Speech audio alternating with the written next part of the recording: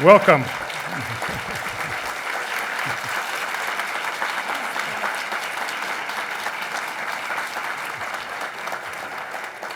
Welcome to the John F. Kennedy Jr. Forum.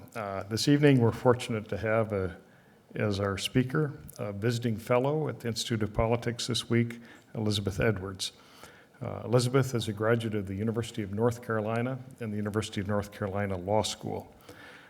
After clerking for a district court judge, Elizabeth worked in the North Carolina Attorney General's office for a distinguished Raleigh law firm and subsequently taught legal writing at the University of North Carolina Law School. Her oldest daughter, Catherine, is a student at a law school on the other side of this campus. Elizabeth is widely recognized for advocacy of healthcare and children's issues and causes of the poor. Her persona has come to transcend politics, and her enjoyment of working with students this week has been very apparent. In fact, I will tell you, after one luncheon talk, a young sophomore came up to me and said, "That Elizabeth Edwards is so soft-spoken, yet so inspiring." We're delighted to welcome to the Harvard Kennedy School a wonderful icon of American politics, Elizabeth Edwards.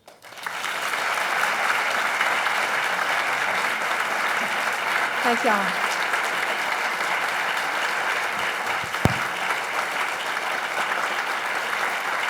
Thank you. I was entirely too generous, and as I told Jim when he told me that story the first time, the only time in my entire life, and I'm 58 years old, I've ever been called soft-spoken. I don't believe you will leave this room with the same impression.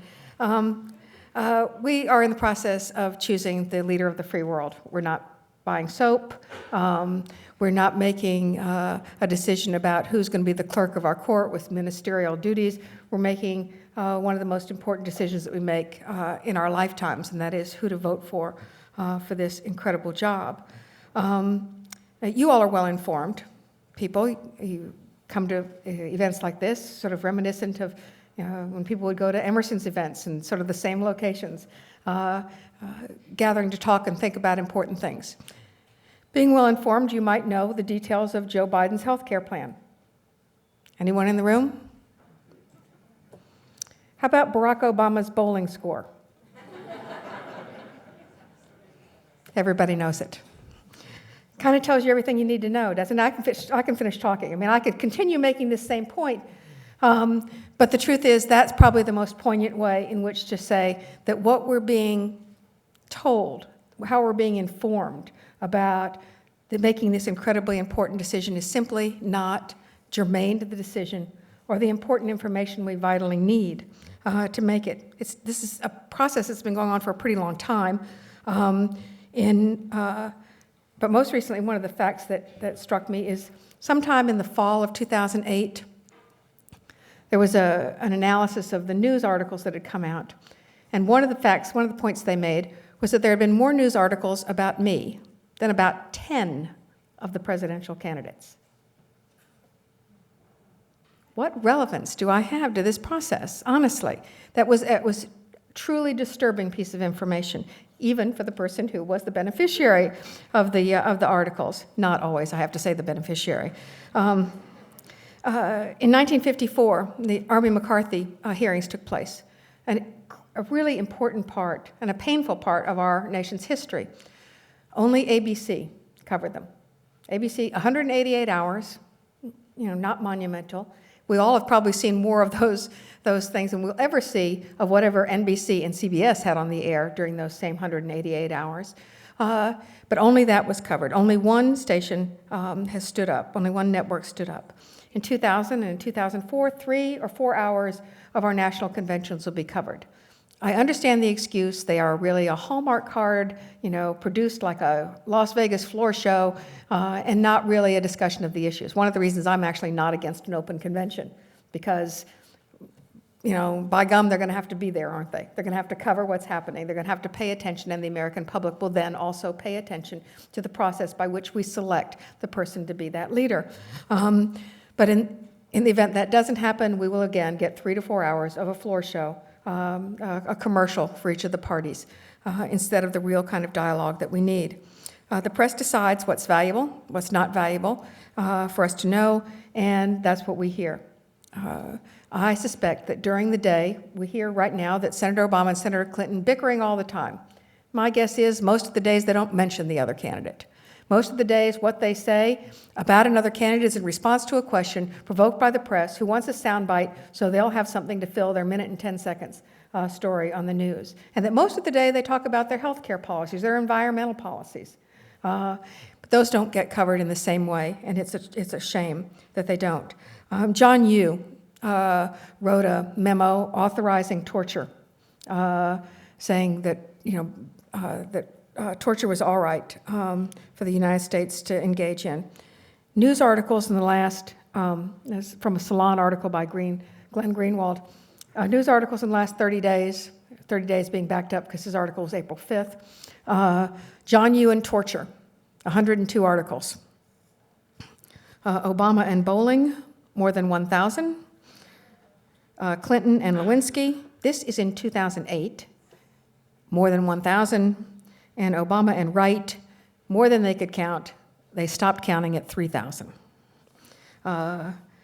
We're not paying attention to things that we need to. I want to use Joe Biden as an example because I really don't want this to sound like sour grapes. I want us to move forward from complaining about what happened in the past to where we need to go. But Joe Biden is such a great example, by any measure, a serious candidate for president. Who got to decide that the chairman of the Foreign Relations Committee, a longtime senator, a former candidate for presidency, was not a serious candidate, and that they didn't need to cover him? He had, and the ombudsman for the New York Times did an analysis of front-page stories. Senator Clinton and Senator Obama did very well. I think the other candidates did much less well. Senator Biden had one article on the front page of the New York Times. Who got to decide this? And the truth of the matter is, it's really important, is that whoever decided this probably also decided that Fred Thompson was a serious candidate for president. Before he ever entered the race, before anyone knew what any of his policies were, of course, I have to tell you, they weren't going to find out when the campaign started either, but they had no idea before the campaign started, he was second in the polls, second in the national polls. Why? He'd played a president in the movies. There was nothing in his Senate career to distinguish him, particularly, but yet he was second, because the press had decided this was basically for the Republican Party the second coming of Christ. And we were just all awaiting, with bated breath, the moment Fred Thompson said yes. And he said yes, but he really was never the candidate that people expected him to be. He made the cover of Newsweek with an article called "Lazy Like a Fox." It turned out just lazy was the actual description that should have been, because he didn't campaign vigorously. He didn't try to raise money, although he had this great opportunity to do it, having been propped up by the press. But the press made that decision at the expense of other candidates. There's just a certain number of columns in a newspaper, a certain number of minutes in a newscast, and all that time that was spent on Fred Thompson wasn't spent examining the policies of the other candidates. Now, my friend Bob Duffy has described it as the narrative template that they adopt and then embrace, and everything has to fit into this template or it doesn't make the news. I understand why. And if I was a journalist, I'd probably have made the same decision, that the best narrative template on the Democratic side was an African-American candidate and a woman candidate. There is absolutely no denying the journalistic appeal of that narrative. But I'm not positive that it served the interest of the American public to ignore Joe Biden, not to let anybody see what this man was about, what he represented. And yet that's what happened. I complain about Joe. My husband John got more treatment than he did, and so I can't complain so much about him. But Joe's and Jill, and the look of disappointment on her face when Joe withdrew from the campaign, and frustration was so justified. And so on his behalf, I want to wage a complaint with the press of the United States for failing to treat that candidacy seriously. So the consequences of their failure to treat it. So you get no press coverage. So you have no name recognition. I'm guessing if you ask people in the United States to name the people who had run on the Democratic side, they'd be hard-pressed to give the name Joe Biden. So you get no press coverage, you get no name recognition. You get no name recognition, you're not going to show up in the polls. You don't show up in the polls, harder to raise money. You don't raise money, and what happens when Hotline does their analysis of the first quarter and how you didn't do so great. And therefore, they don't treat you as seriously. And then they say that we didn't do it because they didn't raise money, not understanding the consequences of that cycle. They don't raise money, then they don't get any coverage, and they don't get any coverage, and they don't get any poll numbers, and the cycle completes itself over and over and over again. And the complicity of the press in making these decisions can't be ignored. In addition to the stories fitting this narrative template, we also have this other feature of journalism. I'm doing this because it's like strobe light journalism. You know, it's not that the picture you get is unfair, it is, but you're not getting the continuous picture that allows you to really see what the action is. It's all just, 1 second of this and 5 seconds of this. It's the news stories, they actually want them to fit in 1 minute and 10 seconds. That's how long they want it to be, which means how long is your soundbite going to be? I mean, if you got 12 seconds, you are one lucky camper. So you need to say what you need to say in a really tight way. So people try to say zingers or things like this that are definitely going to make the story. I did a piece for NPR. Renee Montaigne, who I think is a splendid journalist, one of her first questions, you really had a zinger about McCain. I'd said that John McCain and I had something in common, and that was that neither one of us would be covered by his health care program. Now, mind you, he's got a lot of things wrong with his health care program. That's just a way of creating a zinger, and I knew it was. I started a speech to health journalists with that, knowing that's what it was. The speech, however, was a 20-minute speech with the real details about why it was this was so. None of that's ever going to get covered. The absence of, the probable absence of real state regulation under McCain, just not sexy enough. If anybody can write a zinger on that, please let me know, because I would love to be able to communicate the importance of that issue to people, but I can't do it because I don't have a zinger that fits in a 1 minute and 10-second story. John was talking, I won't call him out because it's not fair to him. John was talking to someone who's a well-known rock star at some event. He wasn't a supporter of ours particularly. I think he liked John well enough. But he was talking about how to communicate with his generation, the generation of a lot of people in the audience. Not all of them. I'm glad to see people who look more like me than like my daughter. He said, in the sort of the YouTube generation, got 15 seconds, at most 25. Get me in those 15 or 25 seconds, or you don't get me at all. I'm not listening to a 3-minute YouTube video. And why is that so? How is it that we've managed to narrow? And it's not really important who's to blame in this. You can look back in time and say it's existed. We've moved in this anti-intellectual movement, or it's possible to blame the press and say corporate ownership and making certain that we have top ratings. But at some point, somebody decided that we were going to be more interested in Britney Spears' addictions than we were in environmental policy. Someone, and I can't imagine who this was, thought we really cared who Anna Nicole Smith's baby was fathered by. And so we had endless hours of a crying judge when we could have spent all of that time on other issues related to more children than just this one baby. In the last years, we've had such disastrous policies with respect to children, how much better that time could have been used in terms of mobilizing us. But if the press doesn't choose to do it, if networks or news magazines, I spoke to a writer at one of the news magazines about a healthcare article. Why can't you write a healthcare article describing these different healthcare policies, establishing how it is they're going to actually work, whether or not you think they could actually be passed, or the impediments to passing them, and how it would affect real people. He said it sounded like about 5,000 words. He could never get it past his editor. A 5,000-word article on healthcare policy. It's not everybody. I don't want to call everybody out. The NPR station in New York, I was there for an event, there for an interview, and while I was waiting, they were doing something incredible. 30 issues in 30 days. Every day, they took another issue, and they thoroughly discussed it, let both sides come on, and let both sides air their positions, an issue every day, the 30 days before the election. So not everybody is culpable in allowing us to have only this strobe light kind of journalism. Some people are willing to have, and I assume they did it because they thought it was right. And were they going to maybe lose the interest of somebody who could only stand to listen for 15 seconds? They probably were.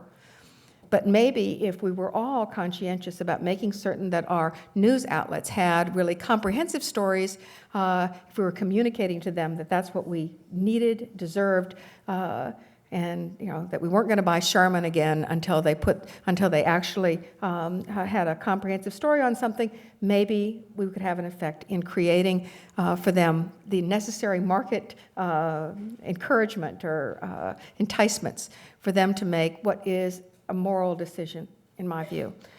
This democracy was built on the premise that we were going to have a vigorous press. That was an essential part of what they assumed was going to happen, and did happen for a period of time. But there's nobody who can suggest we really have a vigorous press right now. The press now who talks about, who's now on the bandwagon on anti-war stuff, were on the bandwagon for the Iraq War resolution when it first passed, every single one of them.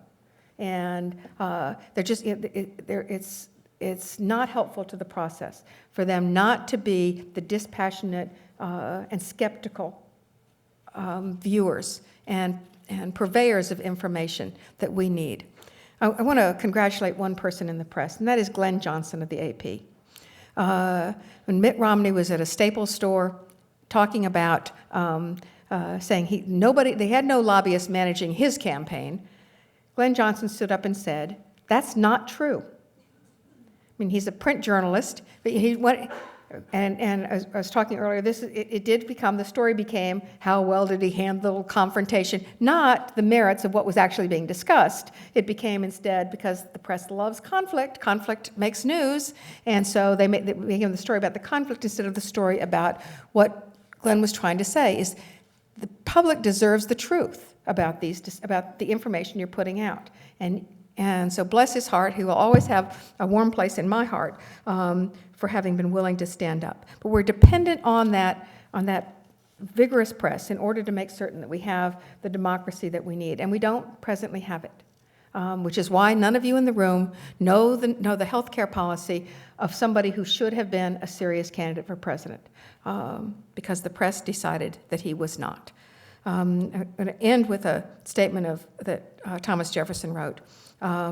If a nation expects to be ignorant and free in a state of civilization, it expects what never was and what never will be. We have an obligation, and we need to meet it if we want to protect the democracy. We need the press to help us to protect the democracy. I'll be happy to take your questions.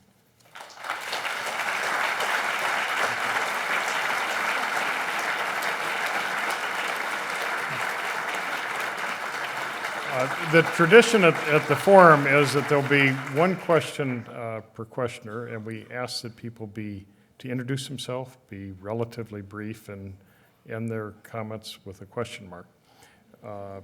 And with that, we're going to go around the room. We'll start at this microphone here. Elizabeth. Sure.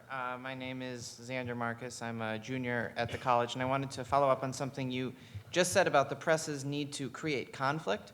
One of the places I see this is when there's issues that are really just kind of a slam dunk, like global warming.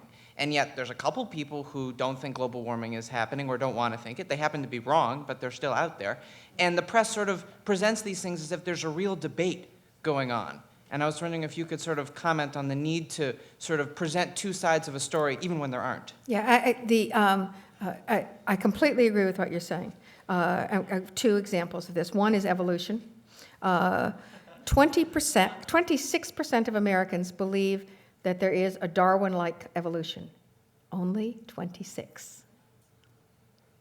That means 74% believe that there's some sort of, there's about half believe that there's some sort of evolution, but half of those people believe it was some intelligent design kind of thing. I don't think that's that's an impossible position to hold. As you know, as a thinking person, it's possible to say, well, the Big Bang had to start with something, so somebody's behind all of this. But to think that there's not evolution, to think that somehow someone has gone around and buried bones at varying depths, you know, in order to debunk the fraud of the Bible is complete and total nonsense.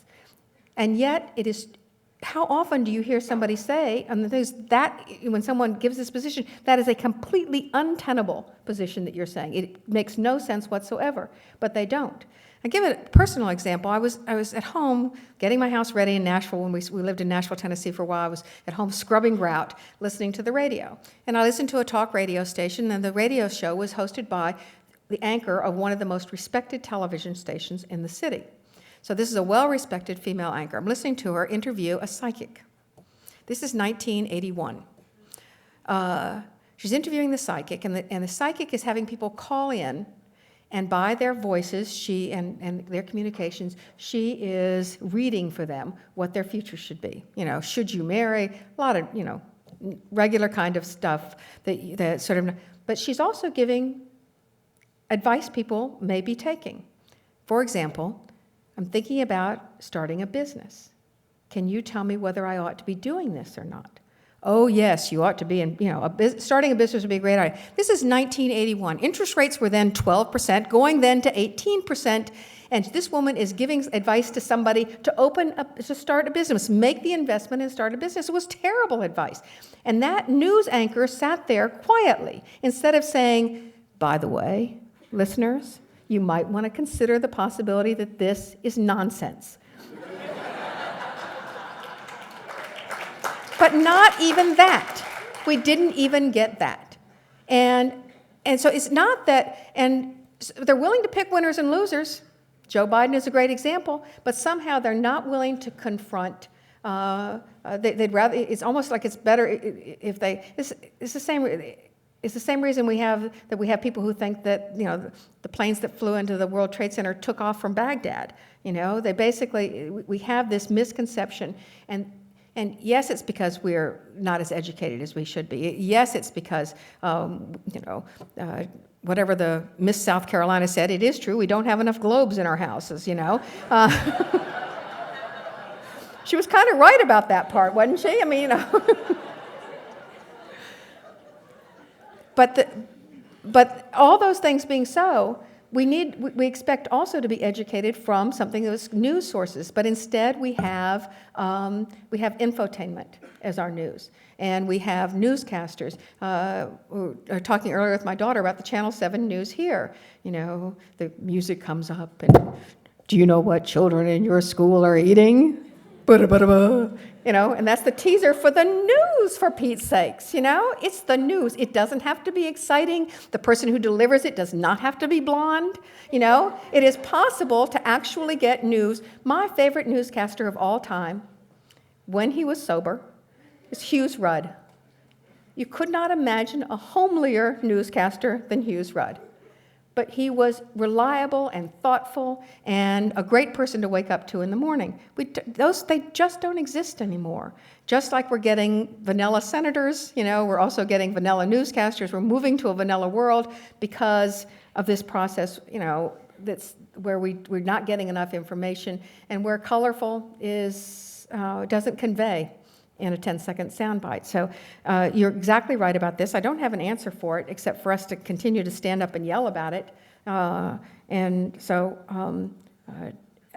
I don't want it to be seen, though, as an attack on all journalists. I think that there are journalists like the fellow who worked for this news magazine who honestly wants to do the story, but he's tired of beating his head against the wall against corporate interests who think there's no audience for that story, but we'll put Brittany on the cover of even...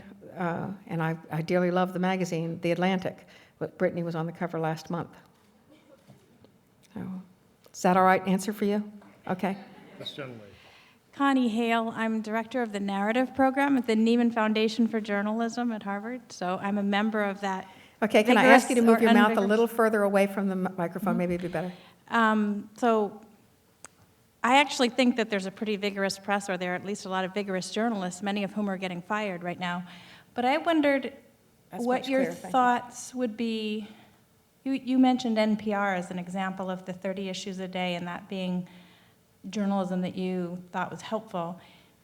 Then Jim Lehrer has an hour-long newscast every night. So I wonder what your thoughts are about public broadcasting versus commercial broadcasting, and whether you think it's worthwhile to put energies in supporting public broadcasting, since at least we seem to be getting a different kind of journalism there. No, I absolutely agree that, I like to watch Jim Lehrer. I watch BBC. My grandfather had this, when my mother was young, she had a package and she said, how much string do I need? I've got a package in the other room I need to wrap. How much string am I going to need when she came to get string from him? And he said, because he had to use the scissors, how big is the package? That's what I need to know. The problem is all packages are a minute, 10 seconds. In the network world, or some multiple of that, in rare cases, if it's Brittany, for example. But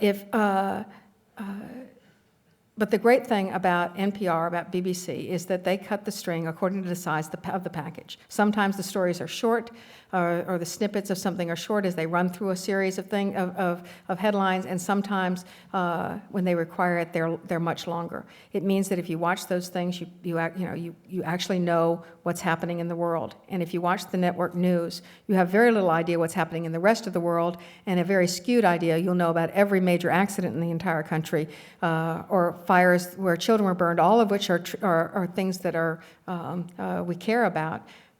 But our news should not be filled with this stuff. Maybe the mic's not on now. I guess what I'm asking is, do you think that public figures should play a more vigorous role in supporting public broadcasting? Should we have more robust public broadcasting? NPR should, and public radio should be. I support public radio. I don't know very many people of my political persuasion who do not support public radio.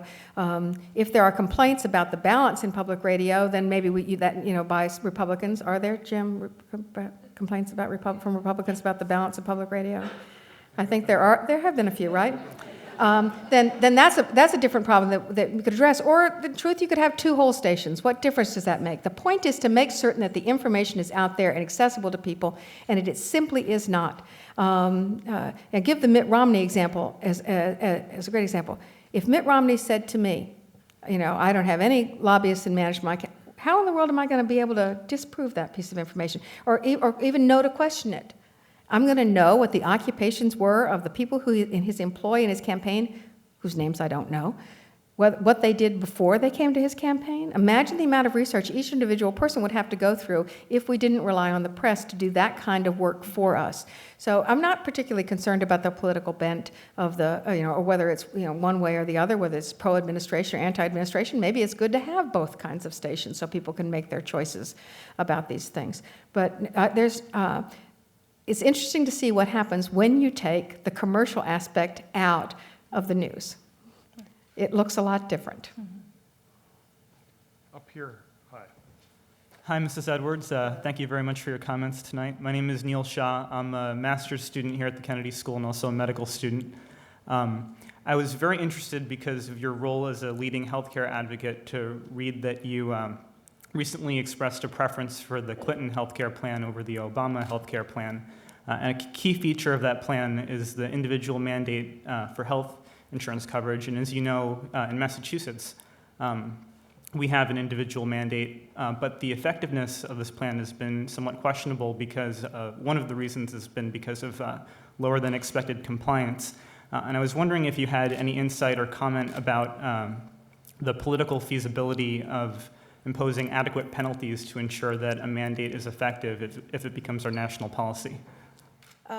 It's clear that at some point you'll need some sort of penalties. I don't think you'd have penalties in an initial run-up period for people not purchasing health insurance. But it seems to me that more important than what penalties you impose are the mechanisms you have to make certain people are enrolling.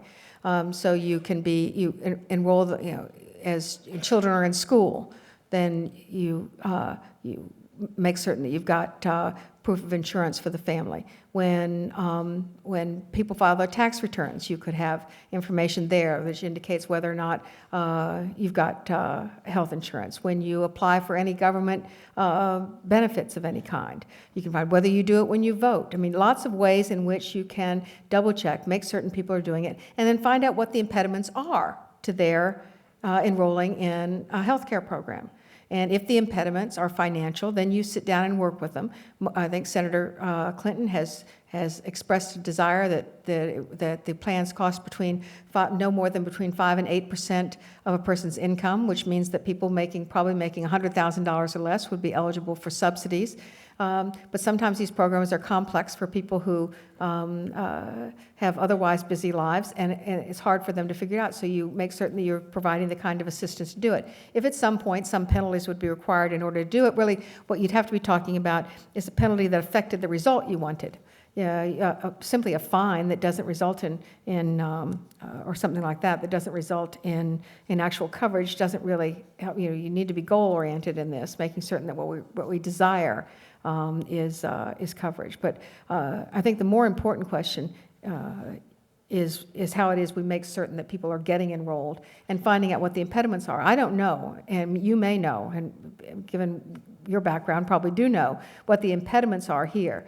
But if what you do is allow people to make the decision that I'm well and therefore don't need to have health care coverage, what you're doing is eliminating the possibility that you're going to enjoy the cost cutting that you're going to get across the board if you have universal coverage. And let me explain what I mean by this. Part of the thing that keeps our health care costs up, I go to the University of North Carolina Hospital, to Memorial Hospital in Chapel Hill. It is a public hospital.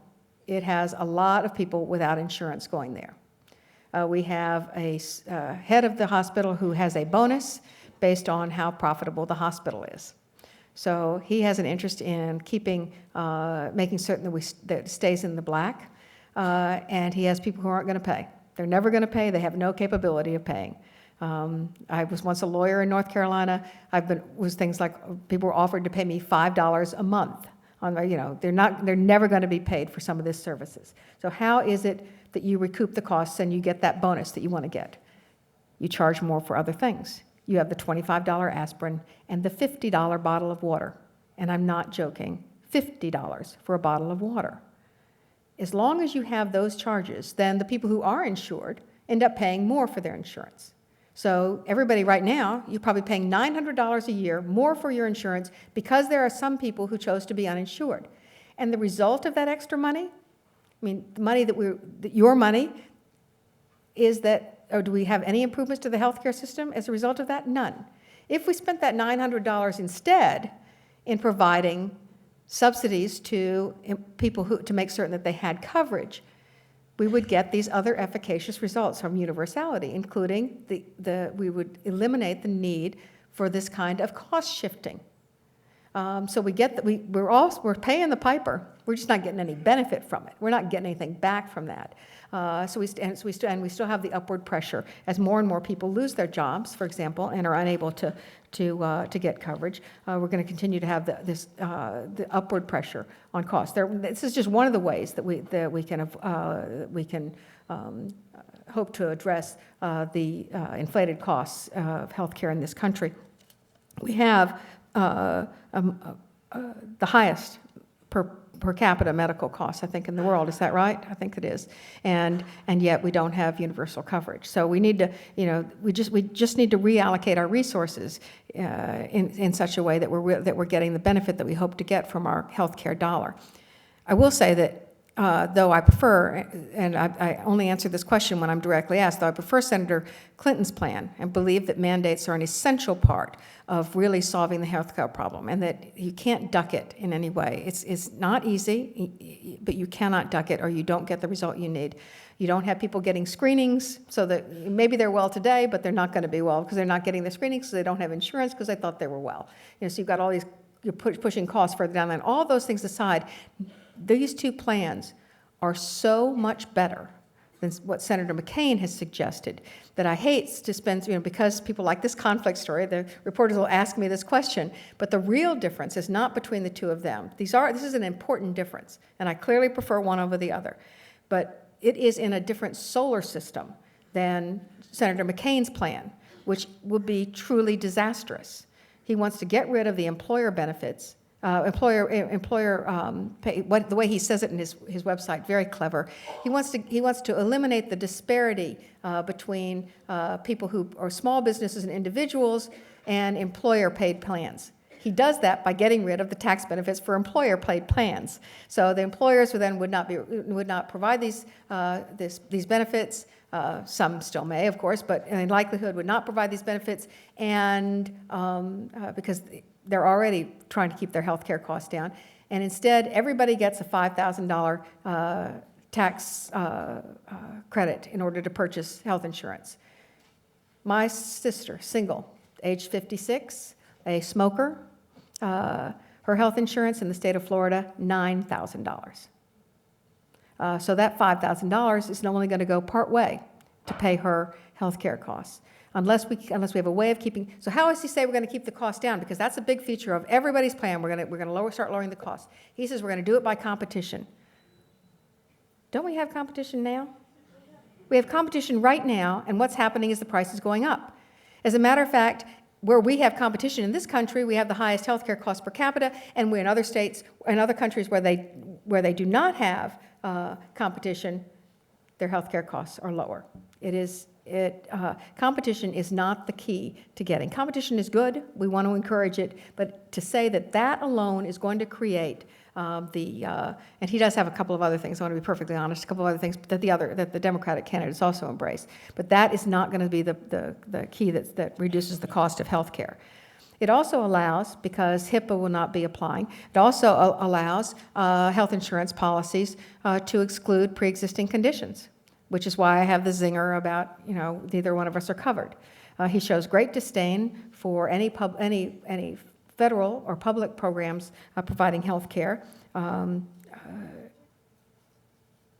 which is odd, considering he, like I, is the child of a Navy pilot. He was born in a military hospital. He is in the Canal Zone mine in Jacksonville, Florida. I had the benefit of having my teeth cleaned by Navy dentists and getting my vaccination from Navy corpsmen until I became an adult. When he became an adult, he went to the Naval Academy and was again covered by military coverage. And then he served in Vietnam and then was discharged and into the care of the VA. And then he became still under the protection of the VA. Then he became a United States Senator and the beneficiary of the federal health benefits plan, and then he's now eligible for Medicare. Never for a single day in his entire life has this man not been protected by a public health care policy. And the fact that he shows such disdain for it, despite the fact that he has gotten great care under these, is a great puzzle to me. Both Senator Clinton and Senator Obama endorse the encouragement of participation of the federal government in providing at least a portion of the benefits or plans that be covered, whether it's Medicare Plus, or some sort of, I know Senator Clinton has a Medicare Plus where she's lowering the age where you'd be able to buy into Medicare to 55, and Senator Obama has suggested a plan, I believe, that makes available the federal health benefits plan. So there's miles of difference. I don't want, by criticizing this portion of Senator Obama's plan, to suggest that I somehow think that he hasn't got a reasonable suggestion. He does have a reasonable suggestion. I just prefer the other one more. But I want to make really clear how different. One other feature of the plan of Senator McCain that I want to inform you about if you don't know it, and that is he wants to allow insurance companies, to sell across state lines. That's why we have Blue Cross of North Carolina and Blue Cross I don't know whether you have Blue Cross of Massachusetts, what it's called here, each state having its own state regulations. There are some states who have disastrously low standards. in terms of what they require of their insurance companies. And Arizona, for example, is one of them. You can expect all of our insurance policies to be written from the state of Arizona if they can sell across state lines. They will no longer have to comply with the most stringent states. They can ignore the most stringent states, the most consumer-oriented states, and they can write them all, just like your credit card now is probably controlled either by Delaware law or South Dakota law, because they're permitted to do that, and they pick the states that have the least restrictions for usury and have the most protections in the judicial system for the credit card issuers.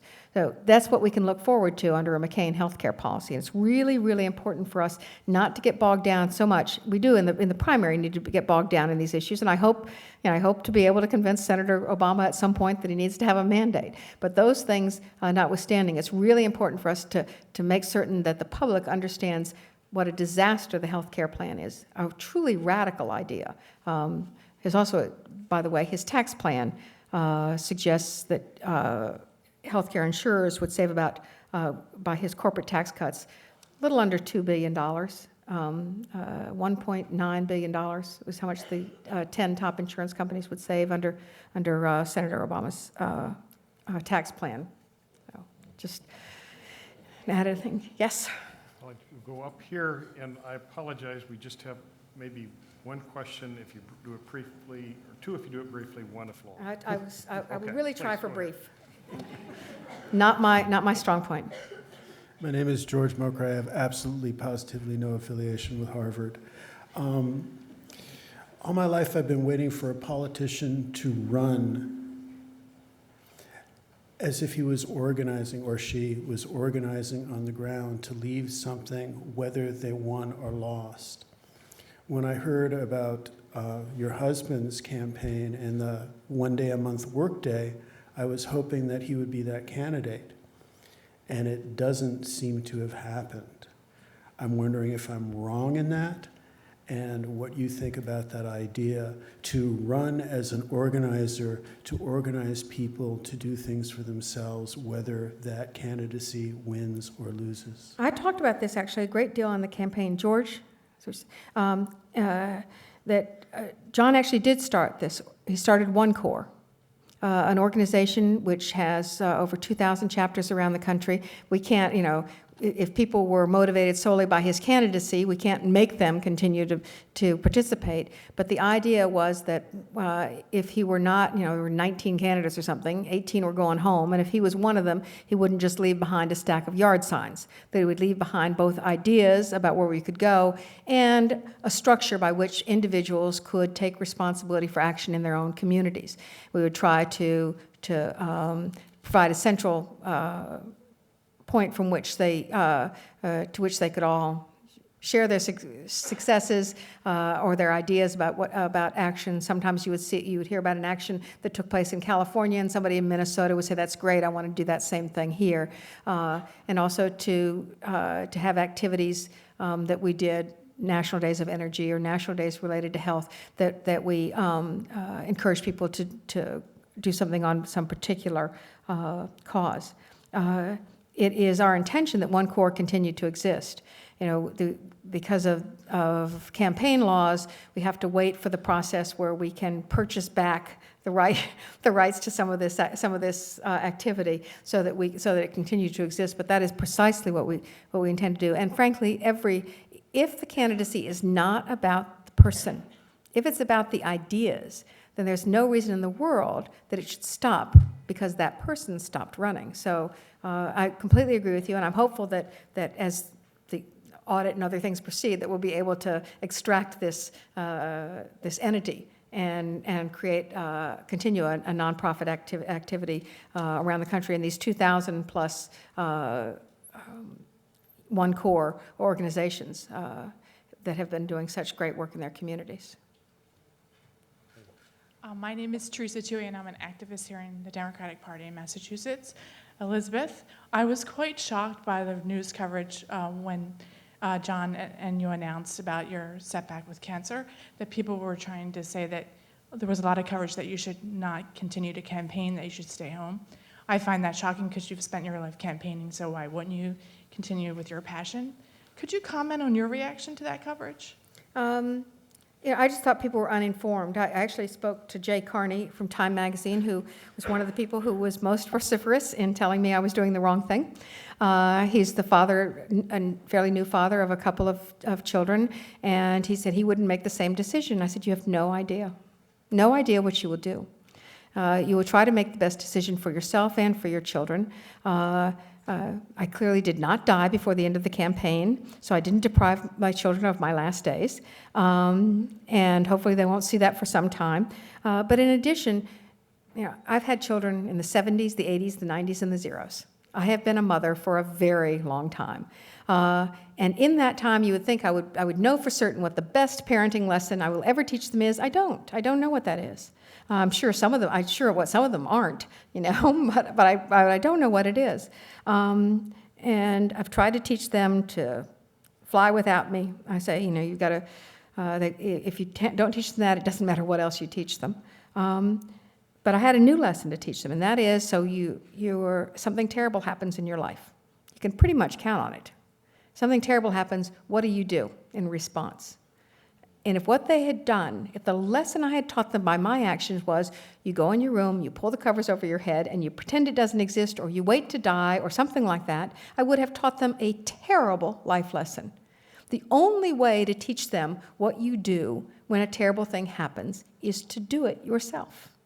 So a terrible thing happened, and what they saw their mother do and they saw their father do is say, we are committed to making every day count between now and when the final bell tolls. And honestly, every single person should do exactly the same thing, because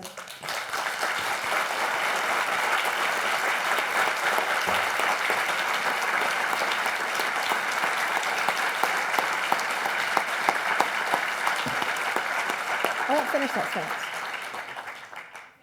Beautiful answer. You're inspiring, and there's no press that can cover up that story. Thanks. Thank you.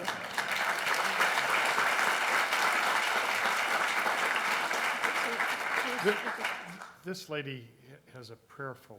Well, she can go more. Yeah, I hand it to you.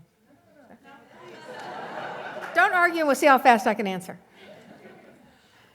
Well, my name is Leah Prophet, and I'm a mid-career master's student here at the Kennedy School, and I find it refreshing that you're not a soft-spoken woman. My question has to do with women navigating, quote-unquote, a man's world. There is a recent article in the Harvard Business Review talking about women and the leadership labyrinth, and I thought that was a really good metaphor versus the glass ceiling, because it's not as straightforward as a glass ceiling. Yeah. You really have to dodge and weave. And I was wondering what you would advise young or youngish professional women embarking on our new stages in life and trying to make our mark. I don't know that I have any wisdom on this, I'll be perfectly honest. The one thing, just from my personal experience in both practicing law and being in this odd derivative position that I found myself in, and that is that I'm not a man. And the extent to which I believe that I need to behave in a way that I think is manly, I actually undercut my ability to succeed. My ability to succeed is based on the fact that I can talk about make a reference, a comparison to what happens in the PTA, and it actually makes me able to communicate, because I'm able to communicate honestly and as myself, and not in some guise. I think that I become a woman when I get back in the car after work, but when I get out of the car, I'm now in a man's world. It's your world. It belongs as much to you. You have every bit of right to it, and you shouldn't be required for a single moment to change who you are in order to succeed. And I think if you don't change, you actually do succeed. It's only if you do change that you there's a certain falsity about you that makes it easier for people to dismiss you. You're quite lovely. You'll never be viewed as a man, and and you should lean into that, in my view. Thank you. I'll see if I can be quick. Sure. It's on a different tack. My name is Maura Ahrens. I'm a mid-career here, and you're a role model. Thank you so much. I read a disturbing headline today that said the Petraeus hearings were a popular campaign stop for candidates. I saw something to that effect, yeah. How can we expect the press to do any better when our leaders, our elected leaders, have to campaign for 4 years and not do their jobs? And what's next? I mean, when is campaign 2012 going to start? Right. I don't know. I suspect for some people it may already have done that. Not in my house. The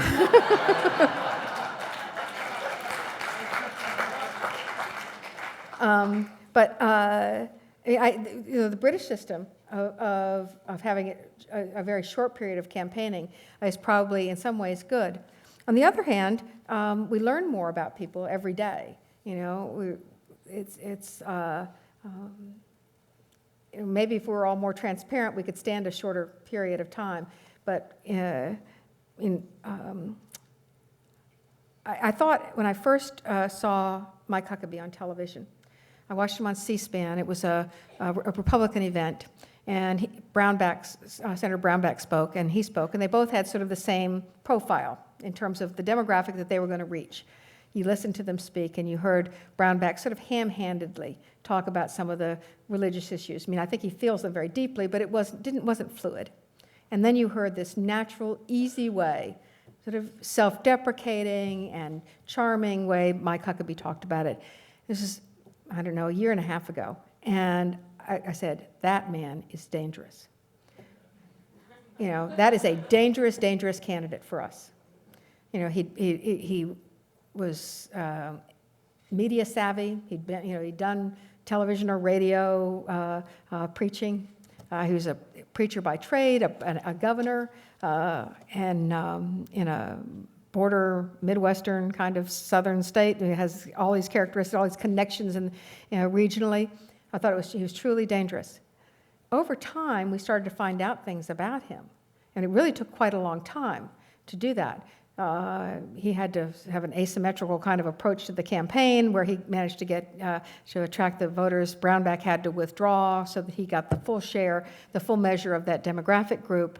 But then, only then, when he got these numbers, did we start to find out, some of the things he had said and done. He thinks the way to solve urban violence is that it would be helpful if everybody had a gun. I wish I were making that stuff up. But he had some truly nutty ideas, and we didn't know those. And so if we had a 6-week campaign, maybe we wouldn't find those out, and maybe we will have found that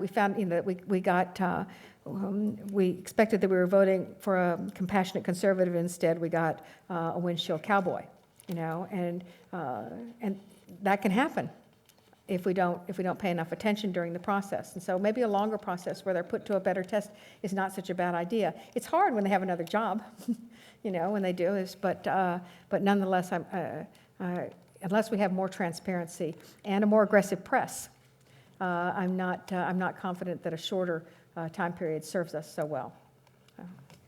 Thank you so much, Mara. Thank you all.